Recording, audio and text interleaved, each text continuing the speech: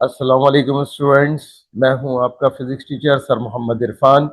आज मैं आपके लिए एक नया चैप्टर स्टार्ट कर रहा हूं, ई कैट एंटी कैट का फिज़िक्स, न्यूक्लियर फिज़िक्स। तो न्यूक्लियर फिज़िक्स का चैप्टर स्टार्ट करते हैं और बहुत इंटरेस्टिंग चैप्टर है, बहुत मज़ेदार चैप्टर है। इसको ज़रा गौर से समझने की कोशिश कीजिएगा, फोकस कीजिएगा, इंशाल्लाह आपको बातें समझ में आएंगी। सबसे पहले देखें, इस चैप्टर के मैं कंटेंट बता रहा हूँ। इस चैप्टर में हम क्या क्या कवर करेंगे। सबसे पहली बात कि इस चैप्टर में जो चीज़ हम कवर करेंगे वो एक छोटी सी इंट्रोडक्शन होगी अबाउट न्यूक्लियस। के न्यूक्लियस चूँकि हम पढ़ रहे हैं तो इसकी छोटी सी इंट्रोडक्शन लेंगे कि न्यूक्लियस क्या है। उसके बाद हम आगे बढ़ेंगे। न्यूक्लियस के बाद बेटा हम आएंगे किसके ऊपर, टाइप्स ऑफ न्यूक्लियस के ऊपर। न्यूक्लियस के कितने टाइप्स होते हैं अभी जब स्टार्ट करेंगे तो देखिएगा। अच्छा, न्यूक्लियस के टाइप्स के बाद सही मायनों में इस चैप्टर का जो सबसे मेन कंटेंट है दैट इज रेडियो एक्टिविटी, वो हमारा शुरू हो जाएगा। लेकिन रेडियो एक्टिविटी में सबसे पहले हम क्या पढ़ेंगे? रेडियो एक्टिविटी में बेटा सबसे पहले हम पढ़ेंगे यहाँ पर अल्फा, बीटा एंड गैमा। अभी तो सिर्फ फिलहाल मैं कंटेंट बता रहा हूँ, लिख देता हूँ कि ये डीके, ठीक है ना, या डिसइंटीग्रेशन। अच्छा, अल्फा बीटा गैमा डीके के बाद हम यहाँ पर कवर करेंगे रेडियो एक्टिविटी में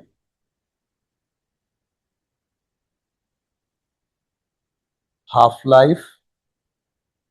जब हाफ लाइफ पढ़ेंगे तो इसके साथ बेटा मैं मीन लाइफ और ये टोटल लाइफ, ये दोनों मैं आप लोगों को बताऊंगा हाफ लाइफ के साथ। उसके बाद हम यहाँ पर कवर करेंगे हाफ लाइफ के बाद लॉ ऑफ डीके। बाकी डिटेल तो जाहिर है कि मैं आपको पढ़ाने के दौरान ही बताऊंगा, अभी सिर्फ कंटेंट बता रहा हूँ। लॉ ऑफ डीके पे जब आएंगे तो लॉ ऑफ डीके के दौरान ही हम आखिर में इसमें कवर करेंगे क्या चीज़, एक्टिविटी। के एक्टिविटी किसे कहते हैं और इससे रिलेटेड हम सारी बातें करेंगे। जब एक्टिविटी पे आएंगे तो फिर हम सबसे आखिर में हम यूनिट्स ऑफ एक्टिविटी को देखेंगे कि क्या कौन कौन से यूनिट होते हैं एक्टिविटी के, उसको हम कवर करेंगे। तो अकॉर्डिंग टू दिस न्यूक्लियस। अच्छा, न्यूक्लियस के बारे में एक बात याद रखें कि वैसे न्यूक्लियस को एक बात हम कह सकते हैं कि इसको डिस्कवर करने में सबसे बड़ा जो हाथ था वो किसका था, यानी सबसे बड़ा मेन कंट्रीब्यूशन था वो था रदरफोर्ड। जो रदरफोर्ड का हम एक्सपेरिमेंट पढ़ते हैं अल्फा स्कैटरिंग वाला, उससे न्यूक्लियस डिस्कवर हुआ था। और न्यूक्लियस के डिस्कवर होने के बाद न्यूक्लियस में अगर हम बात करें तो जो पार्टिकल्स पाए जाते हैं हम उन पार्टिकल को क्या कहते हैं, न्यूक्लियॉन्स कहते हैं, ठीक है ना। तो न्यूक्लियस में पाए जाने वाले पार्टिकल न्यूक्लियॉन्स, बस ये ऐसी हल्का सा इंट्रोडक्शन दे रहा हूँ। न्यूक्लियॉन्स आपको पता है कि न्यूक्लियस में कौन कौन से पार्टिकल्स होते हैं, प्रोटॉन्स और न्यूट्रॉन्स। ये पार्टिकल न्यूक्लियस के जिन्हें हम दोनों को मिलाकर क्या कहते हैं, न्यूक्लियॉन्स कहते हैं। न्यूक्लियस को हम कहते हैं ये सेंट्रल पार्ट ऑफ एटम होता है, ठीक है। और सेंट्रल पार्ट एटम के अलावा इसमें याद रखिएगा कि ये मैसिव पार्ट ऑफ एटम भी कहलाता है, क्योंकि न्यूक्लियस एटम का सारा मास कॉन्सेंट्रेटेड कहाँ होता है, वो होता है न्यूक्लियस में। अच्छा, इसके अलावा न्यूक्लियस ये कह लें कि एक हाईली पॉजिटिव पार्ट है, क्योंकि सारे प्रोटॉन्स कहाँ पाए जाते हैं, एक जगह पर, और वो न्यूक्लियस में पाए जाते हैं। अच्छा, न्यूक्लियस के साइज के बारे में एक बात याद रखिएगा कि किसी भी न्यूक्लियस का जो साइज होता है उसको हम उसके रेडियस से कैलकुलेट करते हैं और उसका ये फॉर्मूला होता है कि R is equal to R not A की पावर 1/3।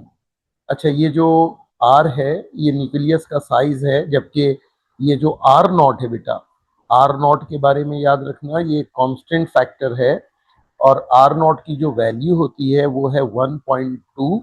और पहले मैं ऐसे लिख देता हूँ कि R नॉट की वैल्यू 1.2 फर्मी, ठीक है ना। अच्छा, फर्मी का मतलब होता है फेम्टोमीटर, और इसकी वैल्यू को आप इस तरह याद कर लो कि 1.2 एक्सपोनेंट माइनस 15 मीटर है। अच्छा, ये तो हो गया कांस्टेंट। तो यहाँ पर एक चीज़ अगर आप नोट करें, और वो ये है कि न्यूक्लियस का जो साइज है यानी रेडियस है वो directly proportional to R A to the power क्या है, 1/3 है। मतलब इसका ये हुआ कि जिस न्यूक्लियस का साइज यानी एटॉमिक मास नंबर ए, आपको मालूम है एटॉमिक मास नंबर होता है, एटॉमिक मास नंबर होता है टोटल नंबर ऑफ न्यूक्लियन होते हैं। तो जिस न्यूक्लियस का साइज जितना क्या होगा, बड़ा होगा, उसका साइज यानी उसका रेडियस भी उतना ही ज्यादा होगा। अच्छा, अगर इसके बाद हम बात करें किसकी, इसी से रिलेटेड, कि वॉल्यूम ऑफ न्यूक्लियस क्या होता है भाई। तो न्यूक्लियस का जो वॉल्यूम है उसका फॉर्मूला, जर्नल देखो, पढ़ने के लिए न्यूक्लियस एक स्फीयर कंसीडर किया जाता है। तो बेटा अगर ये स्फीयर कंसीडर किया जाता है तो वॉल्यूम स्फीयर का क्या होता है, 4/3 पाई r क्यूब। अब यहाँ पर गौर करो कि ये जो 4/3 है पाई, और r की वैल्यू अगर आप देखो तो यहाँ पर r की ये वाली वैल्यू देखो, ये वाली, ठीक है ना। ये जो r की वैल्यू है इसको मैं यहाँ पुट कर रहा हूँ r की जगह पर। तो ये वैल्यू यहाँ पुट करने पर क्या सिचुएशन होगा, ये पाई r क्यूब है तो ये आर नॉट, और ए टू दी पावर 1/3, और होल पावर क्या आ गया, क्यूब। इसको किसकी जगह रखा है बेटा, ये r क्यूब की जगह ये वैल्यू हमने रखा। और ये वैल्यू हमने कहाँ से रखा, ये जो रेडियस वाला फॉर्मूला था साइज के लिए, हमने यहाँ से इसको रखा। अब अगर देखें तो क्या, तो ये वैल्यू रखने के बाद क्या हो गया, आर नॉट का क्यूब। अच्छा, ए की पावर 1/3, और पावर बेटा उसके ऊपर 3 मल्टीप्लाई करोगे तो 1 आ जाएगा।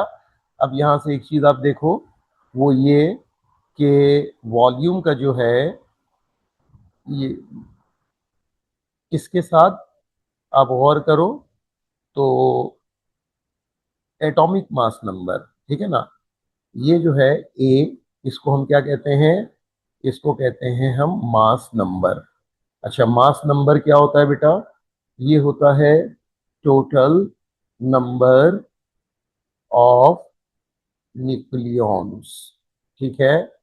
मतलब इसका क्या है, मतलब ये है number of protons plus number of neutrons, कहाँ, न्यूक्लियस के अंदर। ये मास नंबर होता है, ठीक है ना।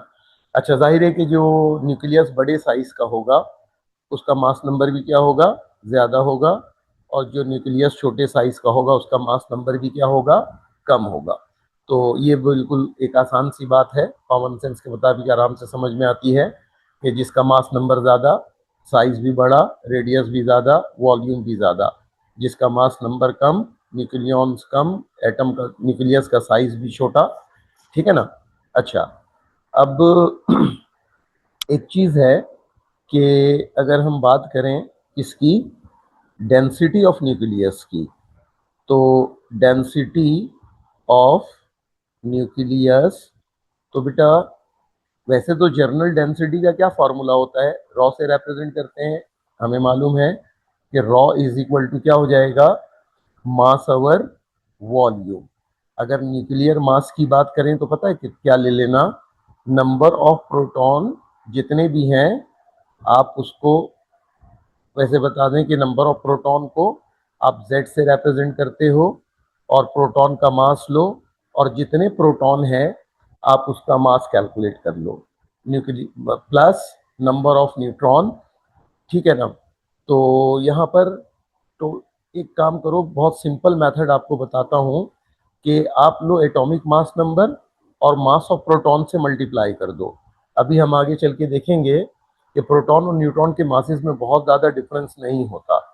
तो हम अगर मास नंबर को कैलकुलेट करना चाहते हैं तो आसानी से इस तरह कैलकुलेट कर सकते हैं कि भाई न्यूट्रॉन के बराबर प्रोटॉन के मास को अगर हम कंसीडर कर लें तो हम क्या कर सकते हैं कि नंबर ऑफ प्रोटॉन जितने भी हैं न्यूक्लियॉन उसको प्रोटॉन के बराबर मान लें और उसको उससे मल्टीप्लाई कर दें। और वॉल्यूम क्या है, 4/3 पाई r³ ये न्यूक्लियस का रेडियस है।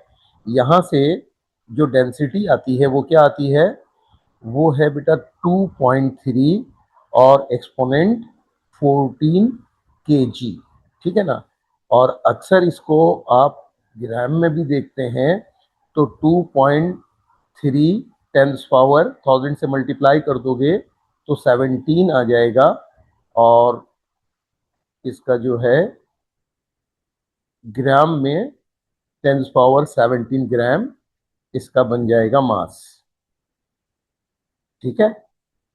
अच्छा, और एक बात याद रखिएगा, जितने भी न्यूक्लियाई हैं तमाम न्यूक्लियाई के लिए ये वैल्यू क्या रहता है, कांस्टेंट रहता है, ये चेंज नहीं होता। रीजन, क्योंकि ये वो क्या है, डेंसिटी है, ये है मास पर यूनिट वॉल्यूम। तो बेटा मास पर यूनिट वॉल्यूम जो है वो चेंज नहीं होगा, न्यूक्लियस चाहे छोटा हो या बड़ा सबके लिए ये वैल्यू यही रहेगा, ये कांस्टेंट रहेगा। तो ये तो छोटी छोटी चंद बातें थी, लेकिन इसमें से भी छोटी चीज़ें जो है ना पेपर में पूछा गया है माजी में, तो हो सके तो इन बातों को याद रख लें। और अक्सर पहले से भी आपको मालूम ही है ये बातें, लेकिन एक मरतबा इसको मैंने रिकॉल करवाया तो इसको जहन में रखिएगा। अच्छा, अब हम बात करते हैं वो क्या है कि टाइप्स ऑफ न्यूक्लियस। न्यूक्लियस की कितने टाइप्स होते हैं। तो टाइप्स ऑफ न्यूक्लियस में मैं भी ऐसी ज़ुबानी बोल रहा हूँ, बाद में मैं क्या करता हूँ, एक एक को डिस्कस करता हूँ डिटेल में। टाइप ऑफ न्यूक्लियस में हम सब जानते हैं कि हम यहाँ पर जो पढ़ते हैं टाइप्स के नाम पर, वो क्या पढ़ते हैं, वो हम पढ़ते हैं आइसोटोप, आइसोबार, आइसोटोन्स। इसके अलावा भी बहुत सारे होते हैं, आइसोडायाफर, मिरर न्यूक्लियाई। तो एटलीस्ट इसमें से ये 3-4 जो है, आगे रेडियो एक्टिविटी में इसकी बात होती है, इसका जिक्र होता है और इसको हम काफ़ी पढ़ते हैं। तो इन टाइप्स को ज़रा सही से आप देखें। ये आइसोटोप्स क्या है, पहले हम इसकी बात करते हैं कि व्हाट इज आइसोटोप्स। ठीक है ना। न्यूक्लियस का पहला टाइप में डिस्कस करने जा रहा हूं, दैट इज कॉल्ड आइसोटोप्स। अच्छा, वैसे आइसो का मतलब होता है सेम और टॉप का मतलब होता है पोजीशन, यानी ऐसे एलिमेंट जिनकी पोजीशन सेम हो।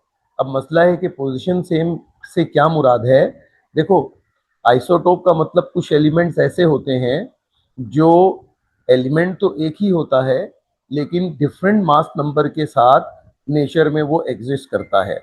तो चूंकि एलिमेंट एक ही है, एलिमेंट एक ही होने का मतलब charge number, number of proton nucleus में सेम रहता है, लेकिन टोटल नंबर ऑफ न्यूक्लियॉन या न्यूट्रॉन के चेंज होने से मास नंबर चेंज हो जाता है। लेकिन एलिमेंट एक है तो पीरियोडिक टेबल में उसकी पोजीशन एक ही बनती है, इस वजह से इसको कहते हैं आइसोटोप। लेकिन मेन पहचान आपने क्या रखना है आइसोटोप की, कि आइसोटोप का मतलब यह है कि दो या दो से ज्यादा ऐसे एलिमेंट्स या ऐसे न्यूक्लियाई जिसमें उनका चार्ज नंबर क्या रहेगा, चार्ज नंबर भी कहते हैं। अच्छा, इसको हम एटॉमिक नंबर भी कहते हैं। और इससे सिंपल हम किससे पहचानते हैं, न्यूक्लियस में मौजूद नंबर ऑफ प्रोटॉन्स से पहचानते हैं। ठीक है ना। और इसका सिंबल हम क्या यूज करते हैं, चार्ज नंबर का, न्यूक्लियस में जो मौजूद होते हैं उसको हम Z से रिप्रेजेंट करते हैं। तो ये डिफरेंट ऐसे मतलब न्यूक्लियाई होते हैं सेम एलिमेंट के जिनका चार्ज नंबर क्या रहता है, सेम रहता है, लेकिन मास नंबर सबका क्या होता है, वो डिफरेंट होता है। यानी मास नंबर की बात करें तो इसमें याद रखिएगा आइसोटोप जिन एलिमेंट्स को हम कहते हैं उसमें डिफरेंस या डिफरेंट क्या चीज होगा, उनका डिफरेंट होगा मास नंबर। अच्छा, mass number total number of nuclei हम पहले बता चुके हैं। ठीक है, मास नंबर।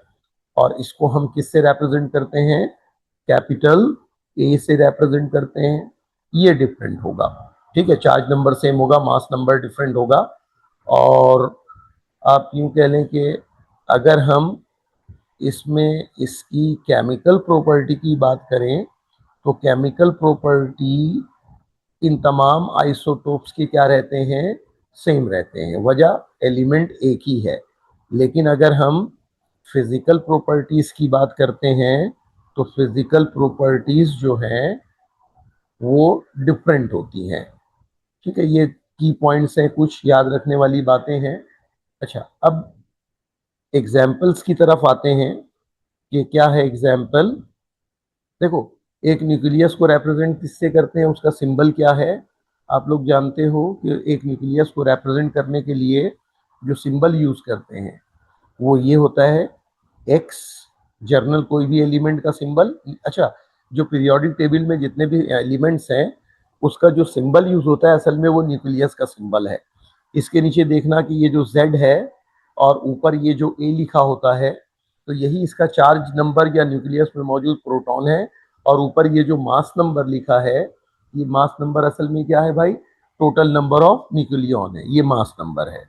और न्यूक्लियस में मौजूद टोटल न्यूक्लियॉन्स हैं, ये चार्ज नंबर है। न्यूक्लियस में मौजूद क्या है? प्रोटॉन है। तो जो बातें ऊपर हमने लिखी हैं उस हवाले से आप एक बात बोल सकते हो कि Z डिफरेंट एलिमेंट के अगर सेम हो तो वो एलिमेंट डिफरेंट तो नहीं होते, एक ही होता है। और A अगर डिफरेंट हो तो ये एलिमेंट्स एक दूसरे के क्या कहलाते हैं? आइसोटोप्स कहलाते हैं। फॉर एग्जाम्पल, आइसोटोप्स में अगर मैं बात करूं तो हाइड्रोजन के 3 आइसोटोप्स बड़े कॉमन हैं। एक प्रोटियम, ठीक है ना, दूसरा ड्यूटेरियम या ड्यूट्रॉन, ट्राइटियम या ट्राइट्रॉन। ये 3 हाइड्रोजन के आइसोटोप्स बड़े कॉमन हैं और ये बहुत यानी कि एग्जाम्पल्स में यूज किए जाते हैं। अच्छा, ये तीनों में क्या है? एलिमेंट एक ही है। एलिमेंट का मतलब इनका चार्ज नंबर सेम है, पीरियोडिक टेबल में इनकी एक ही पोजीशन बनती है। लेकिन इन सब का देखो कि मास नंबर क्या है? डिफरेंट है। अच्छा, इससे एक बात ये भी कह सकते हो कि अगर मास नंबर डिफरेंट है तो उसकी वजह क्या बनी है? उसकी वजह बनी है न्यूक्लियस में मौजूद नंबर ऑफ न्यूट्रॉन्स।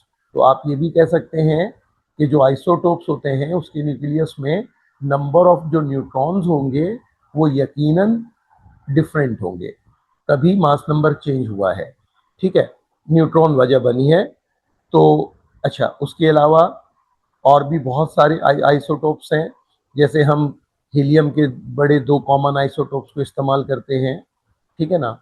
अच्छा, उसके अलावा हम और आइसोटोप्स में बात कर लें तो कार्बन के ये बड़े कॉमन आइसोटोप से जो इस्तेमाल करते हैं, जैसे मैं चंद लिख दे रहा हूँ, है तो बहुत सारे। कार्बन 12 है, कार्बन 13 है, कार्बन 14 है। उसके अलावा अगर बात करें, ठीक है ना, तो अगर हम नाइट्रोजन की बात करें तो नाइट्रोजन 14, नाइट्रोजन 15, ठीक है, ये सारे एक दूसरे के क्या कहलाते हैं? आइसोटोप कहलाते हैं। इन सब में खास बात अगर देखोगे तो क्या नजर आएगा? सबका चार्ज नंबर जो है वो सेम है और ये मास नंबर सबका क्या है? डिफरेंट है। और ये चार्ज नंबर सबका क्या है? ये सेम है। वैसे तो आइसोटोप्स इतने हैं कि तकरीबन कहा जाता है कि इसकी तादाद पूरे पीरियोडिक टेबल में जितने एलिमेंट्स हैं स्टेबल और अनस्टेबल मिलाकर 3300 से लेकर 3500 तक होते हैं। कुछ के आइसोटोप जो हैं वो मतलब जो है ना 111 ये बैच कहलाता है, 119 और 100 यानी 139 के तक भी उसकी तादाद जाती है स्टेबल अनस्टेबल और डिफरेंट टाइप के आइसोटोप्स को अगर हम बात करें। तो बहरहाल ये आइसोटोप है। बेसिक्स इंफॉर्मेशन में बस यही याद रखना है, जो चंद बातें हमने यहाँ पर डिस्कस की हैं इस पर गौर कीजिएगा। अच्छा, सेकंड टाइप का जो न्यूक्लियस है जो हम यहाँ पर पढ़ेंगे दैट इज कॉल्ड आइसोबार्स। अब ये आइसोबार्स क्या होते हैं? आइसोबार्स की क्या पहचान होती है? तो आइसोबार्स में इस तरह से पहचानते हैं कि भाई इसका जो न्यूक्लियस है, ठीक है ना, तो ये जो न्यूक्लियस है जर्नल, ये लिख रहा हूँ, ठीक है ना, और न्यूक्लियस का ये क्या है? मास नंबर है। तो ऐसे डिफरेंट न्यूक्लियाई जिसका क्या रहे? मास नंबर, ठीक है, ये मास नंबर ये सेम हो, ठीक है, तो डिफरेंट क्या हो जाएगा भाई? तो आप यूं कह लें कि आइसोबार में चार्ज नंबर जितने आइसोबार्स होते हैं उनका चार्ज नंबर यानी एटॉमिक नंबर वो डिफरेंट होता है। अच्छा, उसके अलावा आप अगर यहाँ पर देखें तो नंबर ऑफ न्यूट्रॉन भी न्यूक्लियस में क्या होंगे? तमाम आइसोबार्स में वो भी डिफरेंट होंगे। ठीक है। अच्छा, उसके अलावा अगर आप इसमें केमिकल प्रॉपर्टी की बात करोगे तमाम आइसोबार्स का, जो भी एक एलिमेंट के जितने होते हैं, तो बेटा इनके केमिकल प्रॉपर्टीज भी डिफरेंट होंगे चूंकि एलिमेंट डिफरेंट है। ठीक है। और अगर आप इसके फिजिकल प्रॉपर्टीज की बात करेंगे तो बेटा इनके फिजिकल प्रॉपर्टीज भी डिफरेंट होंगे, क्योंकि न्यूट्रॉन नंबर भी डिफरेंट है, प्रोटॉन नंबर भी डिफरेंट है। हाँ, टोटल न्यूक्लियाई सेम है, इसलिए हम इसको क्या कहते हैं?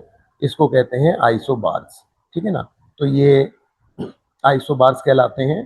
तो फिजिकल प्रॉपर्टीज के बारे में लिख देता हूं कि इसके फिजिकल प्रॉपर्टीज भी क्या हैं? ये डिफरेंट है। अच्छा। अच्छा जी। तो अच्छा, इसके एग्जाम्पल देखो जरा आइसो बार की। अब जैसे देखो कि एक आपने पढ़ा था क्या? ट्राइटियम। ठीक है। दूसरा आपने हीलियम का एक आइसोटोप पढ़ा था, ये वाला। ठीक है। एक आपने नाइट्रोजन का आइसोटोप पढ़ा है बेटा 14 वाला। एक कार्बन का आइसोटोप होता है 14 वाला। ठीक है ना। एक नाइट्रोजन का आइसोटोप होता है 15 वाला। एक ऑक्सीजन का आइसोटोप होता है बेटा वो भी 15 वाला। तो ये इस तरह की बहुत सारी मिसालें मिल जाएंगी, इस तरह की बहुत सारी चीजें मिल जाएंगी। जैसे आप देखो तो लिथियम का एक आइसोटोप होता है 4 वाला, और लिथियम का हीलियम का एक आइसोटोप अभी आपने देखा, ये ओरिजिनल यानी कि अबंडेंट में नेचर में सबसे ज्यादा पाया ही जाता है, कौन सा? 4 वाला। अब इन तमाम में खास बात देखो कि ये जो है, ये दो ऐसे क्या है न्यूक्लियाई जिनका चार्ज नंबर देखो तो डिफरेंट है, लेकिन बेटा इन दोनों का मास नंबर देखो सेम है। यहां पर देखो अगर कि इन दोनों का क्या है भाई? Atomic number, charge number, proton number different है, लेकिन इन दोनों का मास नंबर देखो तो क्या है? सेम है। अगर यहां पर देखो तो इन दोनों का चार्ज नंबर या एटॉमिक नंबर क्या है? डिफरेंट है, लेकिन इन दोनों का मास नंबर देखो तो क्या है? वो सेम है। इन दोनों का अगर आप मास नंबर देखो तो क्या है? वो मतलब सेम है, यानी ये रहा। और चार्ज नंबर देखो तो दोनों का क्या है? चार्ज नंबर डिफरेंट है। तो ये ऐसे दो न्यूक्लियाई एक दूसरे के क्या कहलाते हैं? आइसोबार्स कहलाते हैं। तो आइसोबार में क्या है कि मास नंबर डिफरेंट होगा, charge number sorry mass number same होगा, चार्ज नंबर डिफरेंट होगा, एटॉमिक नंबर डिफरेंट होगा, जिसको नंबर ऑफ क्या कहते हैं? हम प्रोटॉन भी कहते हैं। अब इसके बाद जो नेक्स्ट टाइप है न्यूक्लियस का, वो नेक्स्ट टाइप क्या है? वो है आइसोटोन्स। तो आइसोटोन्स क्या होते हैं? आइसोटोन्स का मतलब वो डिफरेंट न्यूक्लियाई जिनके न्यूक्लियस में नंबर ऑफ न्यूट्रॉन क्या रहे? वो सेम रहे, नंबर ऑफ न्यूट्रॉन सेम हो। तो यहाँ पर आइसोटोन में सेम क्या चीज होगा? पहचान क्या है, किससे पहचानोगे? तो इसमें न्यूक्लियस के अंदर डिफरेंट न्यूक्लियाई में डिफरेंट एलिमेंट में नंबर ऑफ क्या होगा? नंबर ऑफ न्यूट्रॉन्स जो हैं वो सेम रहेंगे। ठीक है ना। तो नंबर ऑफ न्यूट्रॉन्स जो हैं वो सेम रहेंगे। अच्छा, डिफरेंट फिर सब होगा, नंबर ऑफ प्रोटॉन डिफरेंट होगा, यानी charge number, chemical property, physical property, ये सारी चीजें क्या होंगी? वो डिफरेंट होगी। लेकिन मास नंबर क्या, ये नहीं, न्यूट्रॉन नंबर क्या रहेगा? सेम। मास नंबर भी डिफरेंट होगा, तो बाकी सारी चीजें क्या होंगी? डिफरेंट होंगी। For example, number of neutron को कैसे निकालते हैं? तो इसको, इसका तरीका क्या होता है? देखो कि अगर ये कोई न्यूक्लियस है, ठीक है ना, यहाँ पे देखना, मैं साइड में इसको सिखा दे रहा हूँ, वैसे आप लोगों को याद है, लेकिन फिर भी पहली मर्तबा इस तरह से ही बात करनी चाहिए जैसे आपको सिखाया जा रहा हो, पहली मर्तबा आप सीख रहे हो। तो देखो ये एक न्यूक्लियस है, ठीक है ना। अब इस न्यूक्लियस में क्या है ये टोटल नंबर ऑफ न्यूक्लियन को मास नंबर कहते हैं, और उसको हम क्या लिखते हैं बेटा मेरा, Z प्लस N लिखते हैं, N नंबर ऑफ न्यूट्रॉन है। अब सोचो कि यहां से अगर नंबर ऑफ न्यूट्रॉन निकालोगे तो क्या करोगे, ए में से Z को माइनस कर दो, टोटल न्यूक्लियन में से नंबर ऑफ प्रोटॉन को माइनस कर दो। अब किसी भी एटम में अगर नंबर ऑफ न्यूट्रॉन में से आप Z को माइनस करोगे तो ये मास नंबर में से Z को माइनस करोगे तो नंबर ऑफ क्या आ जाएगा, न्यूट्रॉन आ जाएगा। अब अगर फॉर एग्जाम्पल मैं इसमें एक मिसाल देता हूं, और मिसाल देता हूं मैं किसकी, एक यूरेनियम का आइसोटोप लेता हूं 92 और 235 वाला ले लेता हूं। चलो अच्छा, इसमें आपको पता है कि ये चीज क्या है बेटा मेरा, ये है ना, ये जो है वो है Z, है ना, ये Z है, और यानी कि प्रोटॉन नंबर। ये क्या है भाई, ये है A, यानी कि क्या है, मास नंबर। अभी हमने फॉर्मूला क्या देखा है, नंबर ऑफ न्यूट्रॉन कैसे निकालते हैं, आप मास नंबर में से चार्ज नंबर को यानी प्रोटॉन नंबर को माइनस कर देते हैं। तो चलो ये काम हम करके देखते हैं। तो यहाँ पर नंबर ऑफ न्यूट्रॉन अगर निकालें, इस फॉर्मूले को आप जहन में रखो, इस फॉर्मूले को आप देखो, तो यहाँ पर ए की वैल्यू कितनी है, ए की वैल्यू है बेटा मेरा 235, और माइनस क्या कर दो इसमें से 92। अगर इसमें से माइनस 92 करोगे तो क्या आ जाएगा, 5 माइनस 2 3, है ना, और मतलब 4 और 1, तो ये 143 आप माइनस करके देख लेना। तो इसके न्यूक्लियस में कितने न्यूट्रॉन है, 143। तो ये तो मैंने आपको एक तरीका सिखा दिया कि नंबर ऑफ न्यूट्रॉन कैसे निकालते हैं। वैसे इसका आसान और सिंपल एक तरीका बताऊं कि आपको कोई फॉर्मूले की जरूरत नहीं है, आप इसमें से क्या किया करो, जो एटॉमिक न्यूक्लियस या सिंबल लिखा हुआ होता है, आप इस ए को देखो और डायरेक्ट इसमें से क्या कर दो, माइनस कर दो, किसको, जेड को, यानी यहीं पर कोई फॉर्मूला मत लगाओ, और ए में से जेड को क्या कर दो, माइनस कर दो। अब क्या है, अब जैसे यहां पर देखो कि ये एक मतलब मान लो क्या है, न्यूक्लियस है, किसका, ये न्यूक्लियस है ट्राइटियम का, ठीक है ना। अब एक बात बताओ, एक न्यूक्लियस मैं ले लेता हूं किसका, हीलियम का, ये वाला, ठीक है ना। अच्छा, इस तरह अगर मान लो मैं कार्बन का एक न्यूक्लियस लेता हूं, कौन सा, कार्बन 12 वाला, ठीक है ना। उसी तरह नाइट्रोजन का एक आइसोटोप मैं ले लेता हूं, कौन सा, 13 वाला।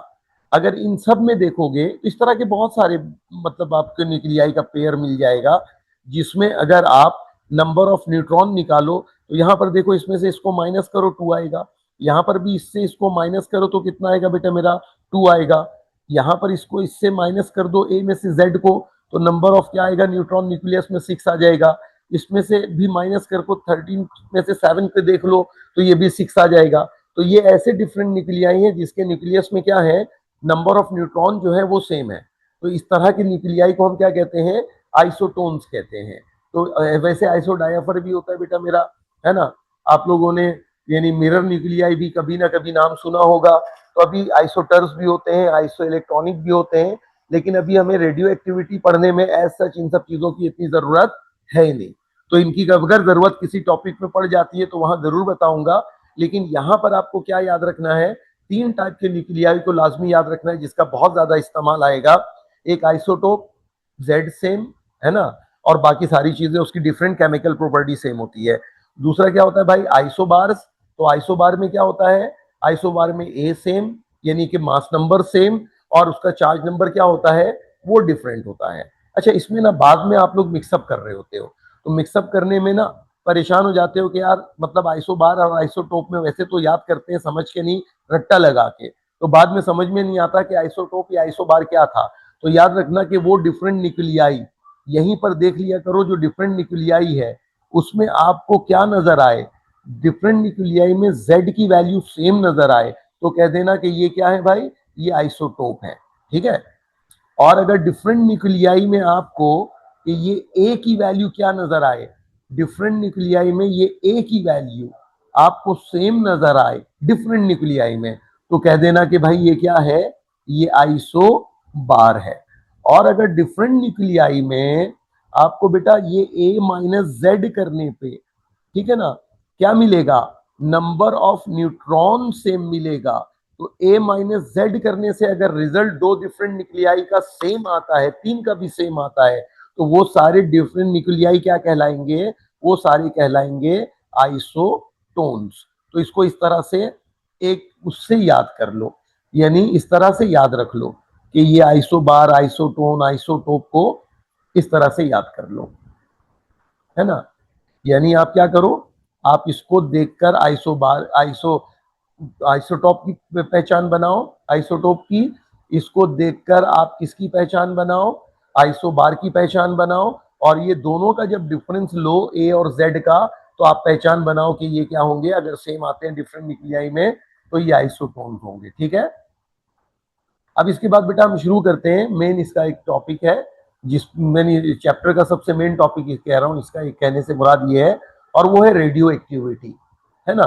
तो रेडियो एक्टिविटी यानी इस चैप्टर का सबसे खास टॉपिक है, सबसे मेन टॉपिक है। इसके क्वेश्चंस भी पेपर में बहुत आते हैं, और इसमें थोड़ी सी डिटेल भी ज्यादा है कंपैरिजन में। वो छोटे छोटे टॉपिक्स थे जो एक दूसरे को हम एक कंपैरिजन में देख रहे थे, लेकिन यहाँ पर क्या है कि मेन टॉपिक आपका शुरू होता है अब, जो है रेडियो एक्टिविटी।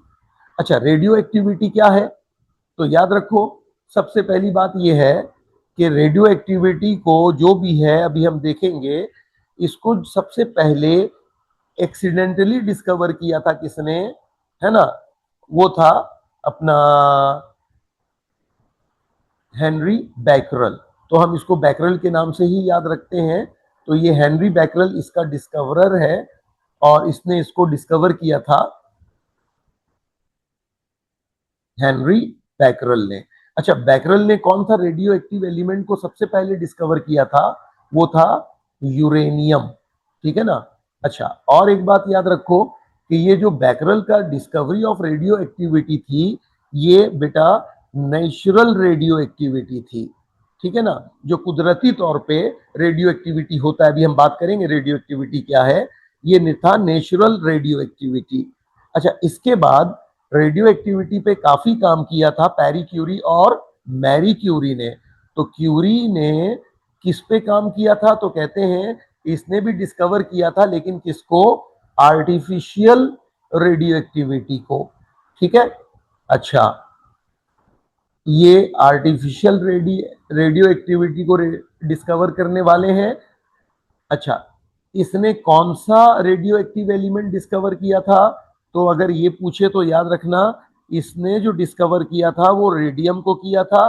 लेकिन याद रखना कि रेडियम ज्यादा रेडियो एक्टिव होता है किससे, यूरेनियम से। ठीक है ना। तो ये जो है रेडियो एक्टिविटी में आर्टिफिशियल रेडियो एक्टिविटी, रेडियम इसने डिस्कवर किया था। चलो, हमने इतनी तो बातें कर ली, लेकिन अब तक हमने यही नहीं बात की कि भाई ये रेडियो एक्टिविटी होता क्या है। देखो, पीरियोडिक टेबल में जितने भी एलिमेंट्स हैं ना, या जितने भी एटम्स हैं, इसमें से कुछ एटम क्या होते हैं, मतलब स्टेबल होते हैं, और कुछ एटम्स क्या होते हैं, अनस्टेबल। अब ये कुछ का मतलब क्या है, वैसे तो शुरू के एटम्स जो है, यानी छोटे छोटे जो एटम्स हैं जिनका एटॉमिक नंबर बहुत कम है, मास नंबर भी कम है, ये भी अनस्टेबल है। और जो आखिर के एलिमेंट्स हैं, जो बड़े एलिमेंट्स हैं, वो भी अनस्टेबल है। हाँ, दरमियान के जो एलिमेंट्स होते हैं, वो कदरे क्या होते हैं, वो स्टेबल होते हैं। और उसमें सबसे ज्यादा जो स्टेबल है पूरे पीरियोडिक टेबल में, वो कौन है, वो है अपना आयरन। अब आयरन का नंबर देखो तो वो 29 है, वो दरमियान में ही एग्जिस्ट करता है। तो उसके आसपास के कुछ एलिमेंट्स होंगे जो कि बहुत ज्यादा स्टेबल होंगे। तो शुरू वाले छोटे न्यूक्लियाई भी अनस्टेबल है, और बड़े न्यूक्लियाई भी अनस्टेबल है।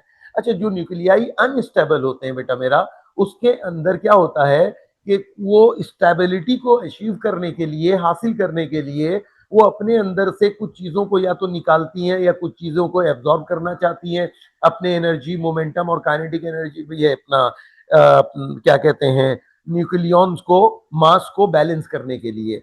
तो इस दौरान वो कुछ केमिकल रिएक्शंस कर रही होती हैं, और इस दौरान उस केमिकल रिएक्शन का मकसद उनको अपने आप को क्या करना होता है, स्टेबल करना होता है।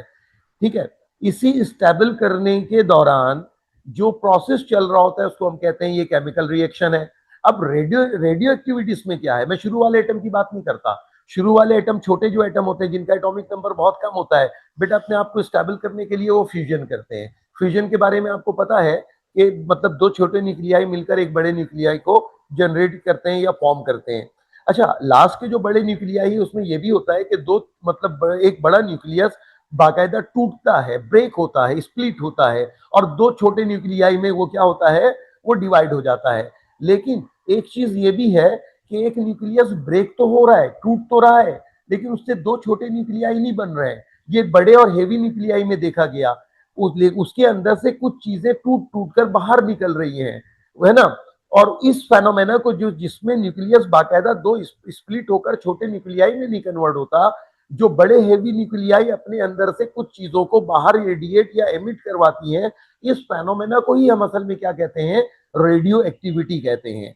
तो रेडियो एक्टिविटी में कौन कौन सी चीजें न्यूक्लियस से बाहर आती हैं, तो पहले इसकी डेफिनेशन लिखते हैं, फिर आगे बात करते हैं कि व्हाट इज रेडियो एक्टिविटी।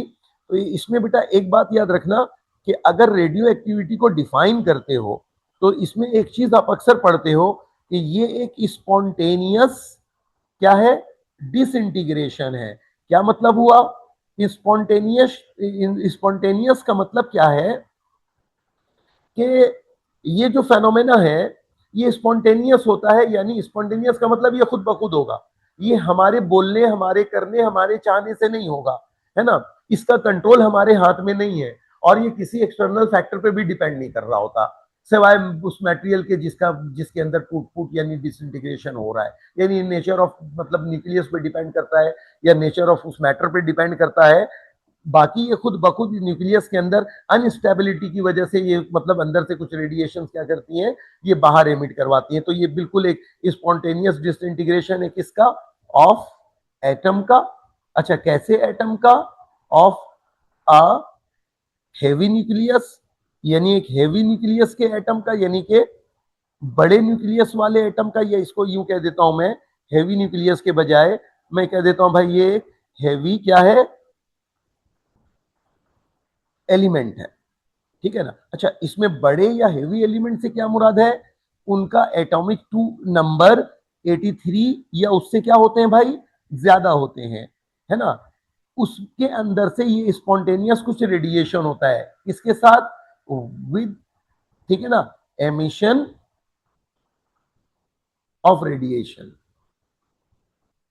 तो बहरहाल ये एक टेक्निकल डेफिनेशन है, लेकिन इसका सिंपल मतलब क्या है, हेवी न्यूक्लियाई अनस्टेबल होते हैं, अनस्टेबल होने से उसके अंदर टूट फूट का एक अमल, एक प्रोसेस चलता है, उस प्रोसेस में उस न्यूक्लियस के अंदर से कुछ रेडिएशन होती हैं, उस रेडिएशन को हम स्पॉन्टेनियस डिसइंटीग्रेशन ऑफ न्यूक्लियस या मतलब हम एलिमेंट कहते हैं। और इस फेनोमेना को जो नेचुरली होता है, यानी जो सबसे पहले डिस्कवर किया था, हम इसी को क्या कहते हैं, रेडियो एक्टिविटी कहते हैं, ठीक है ना। ये तो रेडियो एक्टिविटी की क्या हो गई, डेफिनेशन हो गई। अच्छा अब न्यूक्लियस के अंदर से नेचुरली क्या चीजें बाहर आती हैं, क्या चीजें डिसइंटीग्रेट होती हैं या डीके करती हैं, तो सबसे पहले हम इसी को पढ़ेंगे।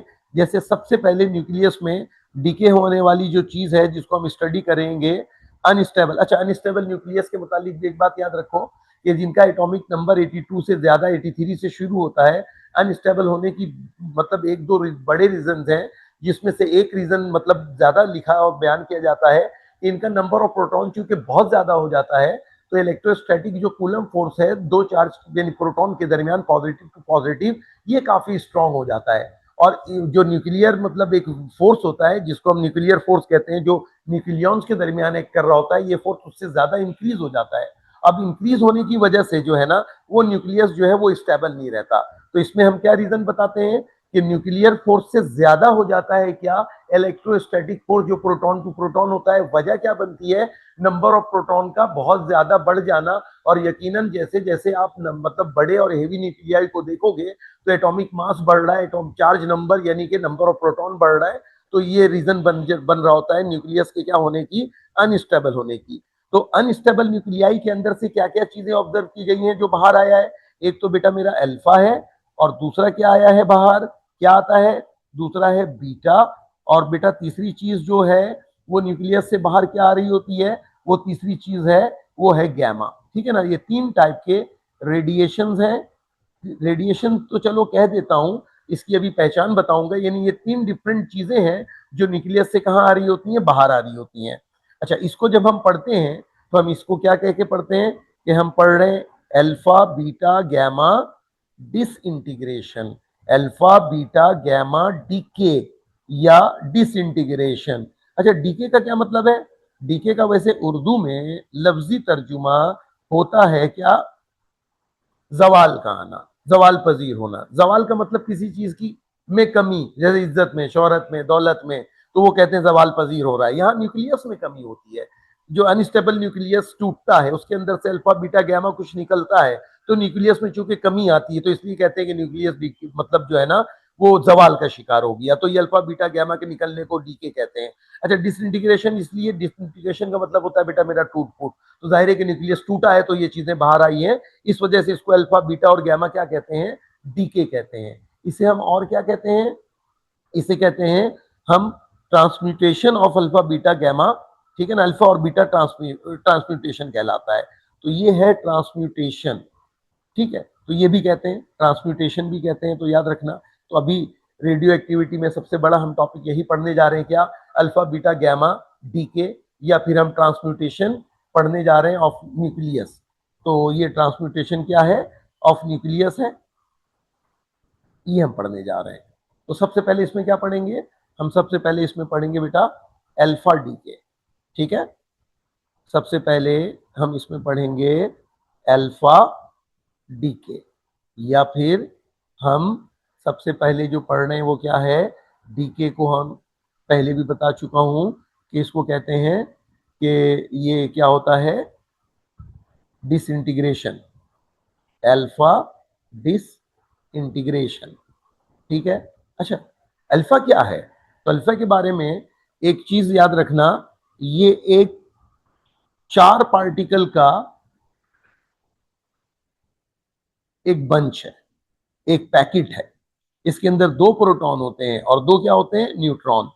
हेवी न्यूक्लियस से होता यह है कि इन 4 के दरमियान बहरहाल इतनी मजबूत बॉन्डिंग होती है कि ये 4 एक साथ बाहर आते हैं।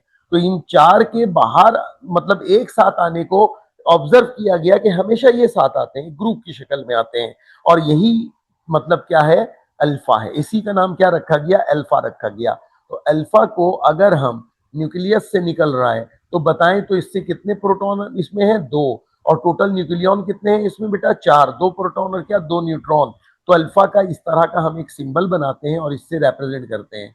अच्छा, जब अल्फा को इस तरह से सिंबल बना के रिप्रेजेंट किया तो फिर याद आ गया कौन, याद आ गया हीलियम का न्यूक्लियस, और कहा गया, ये देखा गया कि यार हीलियम का जो न्यूक्लियस है वो भी तो बिल्कुल 100% यही होता, तो अल्फा को हम हीलियम का न्यूक्लियस कहने लगे। यानी अगर आप हीलियम के ऑर्बिट को खत्म कर दो तो अल्फा और हीलियम में कोई फर्क नहीं है, तो अल्फा और हीलियम बिल्कुल 100% क्या है, एक जैसी चीजें हैं। तो अच्छा, चार्ज के हवाले से अब मतलब कोई मसला नहीं है, अब सारी चीजें क्लियर हो गई हैं कि इसका चार्ज पॉजिटिव होता है, ठीक है, अल्फा पॉजिटिव चार्ज का है, और इस पे चार्ज 2 इलेक्ट्रॉन या 2 प्रोटॉन के बराबर पॉजिटिव चार्ज आप कह सकते हैं। इसका मास क्या है, तो बेटा इसका मास नंबर 4 है, आप सब देख चुके हैं, है ना, यानी ए की वैल्यू क्या है भाई, ये 4 है, 4 न्यूक्लियन है, 2 प्रोटॉन 2 न्यूट्रॉन। अगर मास निकालना होगा तो 2 प्रोटॉन 2 न्यूक्लियन से हम इसके मास को क्या कर सकते हैं, हम निकाल सकते हैं। एक हेवी पार्टिकल है कंपैरिजन में उन तीनों में जो न्यूक्लियस से बाहर एमिट हो रहा होता है, ठीक है ना। बाद में इसमें जो है ना इसके प्रॉपर्टीज में बताऊंगा तीनों का, एक मतलब वो कंपैरिजन अल्फा बीटा और गैमा का, स्पीड के लिहाज से, आयनाइजिंग पावर के लिहाज से, पेनिट्रेटिंग पावर के लिहाज से, चार्ज के लिहाज से, ठीक है ना। तो ये एक मतलब बाद में जब इसको अच्छी तरह समझ जाओगे, देख लोगे, तो एक कंपैरिजन आखिर में जरूर दूंगा इसके मुतालिक। अच्छा, एग्जाम्पल में आपको बताऊं कि अल्फा डीके को किस तरह एक केमिकल रिएक्शन से रिप्रेजेंट करोगे, जिस तरह, सॉरी केमिकल कह रहा हूँ, न्यूक्लियर रिएक्शन, अब केमिकल रिएक्शन मेरे मुंह से क्यों निकला, जिस तरह से आप केमिस्ट्री में केमिकल रिएक्शन पढ़ते हो उसी तरह से यहाँ पर भी ना इनको रिएक्शंस की तरह लिखकर शो करते हैं, तो इसको हम न्यूक्लियर रिएक्शन कह रहे होते हैं। मान लो कि ये कोई हेवी न्यूक्लियस है बेटा, इन जर्नल एक्स है वो एलिमेंट, इसका प्रोटॉन चार्ज नंबर जेड है और मास नंबर ए है। अब सपोज करो कि इसके न्यूक्लियस से क्या करवाया आपने, एक अल्फा को डीके करवाया, एक अल्फा के डीके करने का बाद, अच्छा इसमें अल्फा में पहले ही लिख देता हूं कि ये एक अल्फा डीके हुआ, एक अल्फा का मतलब न्यूक्लियस से अल्फा तो निकला है 4 न्यूक्लियन के साथ, लेकिन याद रखो कि 2 प्रोटॉन न्यूक्लियस में डिक्रीज हो जाएगा और 4 न्यूक्लियन न्यूक्लियस में क्या हो जाएगा, डिक्रीज हो जाएगा। अब ये एलिमेंट ही पूरा क्या हो जाएगा, चेंज हो जाएगा। अब ये एक नया एलिमेंट, आपको पता है कि एलिमेंट जो है वो चार्ज नंबर या नंबर ऑफ प्रोटॉन जो है ना उससे पहचाना जाता है। यानी ये बात क्यों कह रहा हूं कि अगर नंबर ऑफ प्रोटॉन चेंज है तो डिफरेंट एलिमेंट है बेटा, वो सेम एलिमेंट नहीं है। मास नंबर चेंज हो सकता है मतलब सेम एलिमेंट का, लेकिन चार्ज नंबर के चेंज होने से वो एलिमेंट ही क्या हो जाता है, वो चेंज हो जाता है। अच्छा, फर्दर यहाँ पर कुछ एनर्जी रेडिएट होती है, ये असल में फुलफिल कर रहा होता है law of conservation of energy मास और मोमेंटम के लिहाज से। तो अभी बहरहाल इसकी बात नहीं करेंगे। अच्छा, एक छोटी सी बात याद रखो कि ये जिस न्यूक्लियस से अल्फा, रेडियो एक्टिव न्यूक्लियस से अल्फा डिके कर रहा है, अमूमन हम इस न्यूक्लियस को पता है क्या बोलते हैं, इस न्यूक्लियस को बोलते हैं कि बेटा ये क्या है, पेरेंट न्यूक्लियस है, ठीक है ना। अच्छा, जिसमें ये कन्वर्ट हो जाता है, चेंज हो जाता है, उसको हम क्या कहते हैं, हम कहते हैं ये डॉटर न्यूक्लियस बन गया, ठीक है। अच्छा, इसका एक रियल एग्जांपल ले लो कि इसमें मैं एक कंसिडर करता हूं यूरेनियम का आइसोटोप 92, और लेट सपोज मैं 232 वाला ले लेता हूं, 235 वाला ले लेता हूं। अब इसके न्यूक्लियस से क्या कर रहा हूं मैं, एक अल्फा को डीके करवा रहा हूं। अल्फा को डीके करवाने के बाद आपको पता है कि चार्ज नंबर में, प्रोटॉन नंबर में 2 डिक्रीज आएगा, 2 की कमी हो जाएगी। अब ये 92 से 90 हो जाएगा। ऊपर जर्नल इक्वेशन को देखो, है ना, उससे याद रखो। यहां पर ये देखो, ये जो जर्नल इक्वेशन है ना, इससे याद रखना है। ये 2 कम हो गया, तो यहाँ कितना था बेटा मेरा, 92 था। 2 प्रोटॉन अल्फा के में निकला तो 90 आ गया। अब यहाँ पे कितने की कमी आएगी, टोटल नंबर ऑफ न्यूक्लियन पे, तो 4 की कमी आएगी। तो ये क्या आ जाएगा, ये आ जाएगा 228।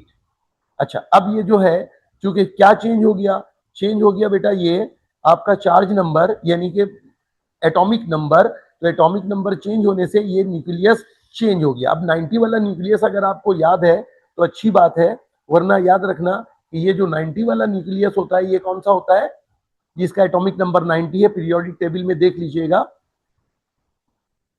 ये होता है थोरियम। तो ये किस में कन्वर्ट हो गया, थोरियम में। क्या डीके होने के बाद, अल्फा के डीके होने के बाद, इस अल्फा की जगह पे क्या लिखा हुआ हो सकता है बेटा, ये हीलियम लिखा हो सकता है। साथ में क्या है, मतलब एमिट होगा, रेडिएट होगा, वो होगा क्या, यानी एनर्जी। अच्छा, अगर ये थोरियम है तो बेटा ये भी तो 83 से ज्यादा वाला है ना, तो मे भी पॉसिबल आगे चलकर क्या हो, इसमें से भी, थोरियम के अंदर से भी डीके हो, और डीके होकर यहाँ पर मैंने 230, ये इसको ना 236 ले लो, ये 236 वाला होता है बेटा, और इसको कितना कर दो, इसको कर दो 4 माइनस करोगे ना, 236 में से 4 माइनस करोगे क्या आ जाएगा, 232 आ जाएगा।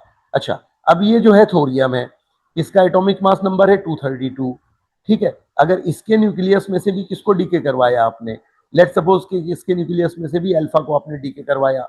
अब एटॉमिक नंबर में, यानी प्रोटॉन नंबर में, चार्ज नंबर में 2 की कमी आ जाएगी, ये 88 वाला बन जाएगा। मास नंबर अब 4 डिक्रीज होगा, तो बेटा मास नंबर कितना आ जाएगा, 228। अब ये न्यूक्लियस चेंज हो गया।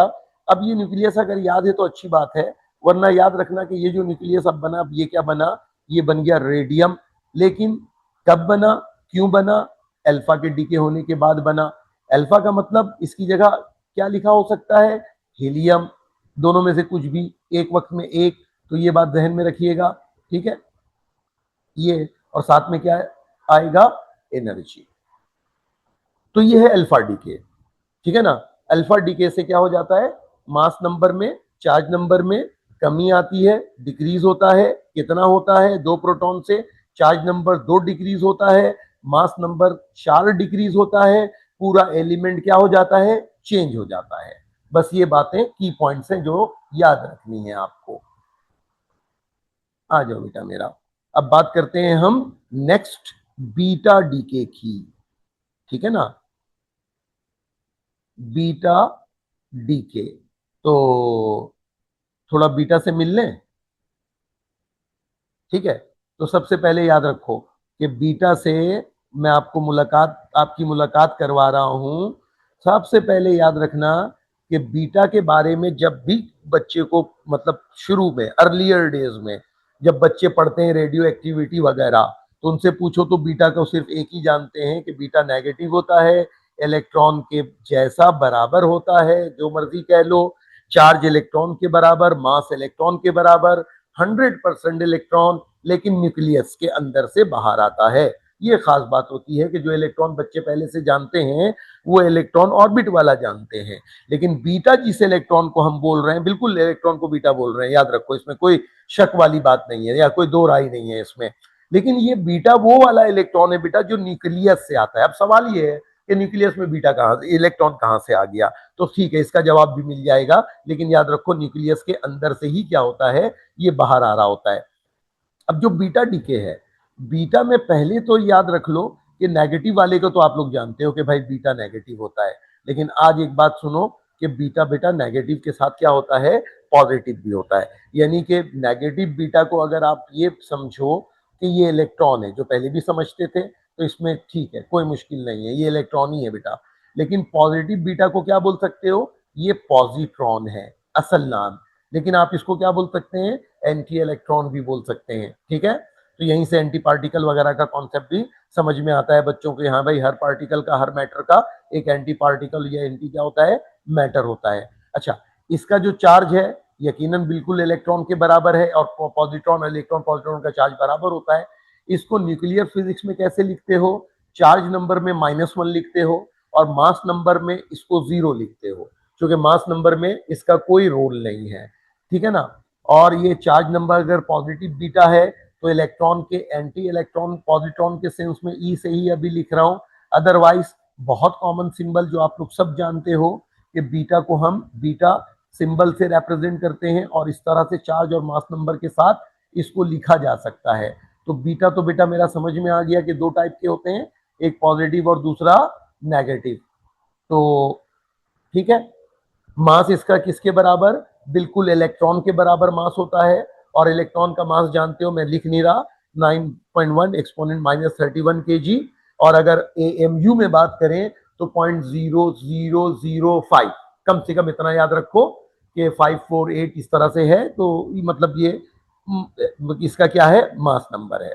ठीक है, तो एटलीस्ट ये बीटा के मुतालिक एक छोटा सा इंट्रो था, बीटा से आपकी पहचान करवाई।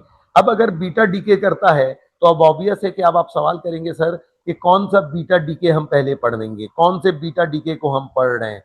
तो बेटा मेरा, तो अब मैं अभी आप लोगों को पढ़ा रहा हूं पहले कौन सा, जिसको आप लोग जानते हो, और वो कौन सा डीके है, वो है नेगेटिव बीटा डीके। ये नेगेटिव बीटा डीके सबसे पहले हम पढ़ते हैं। अच्छा देखो, नेगेटिव बीटा अगर किसी न्यूक्लियस से निकले, मान लो कि जर्नल ये कोई न्यूक्लियस है, इसका ये है charge number, number of proton, इसका है बेटा मेरा मास नंबर।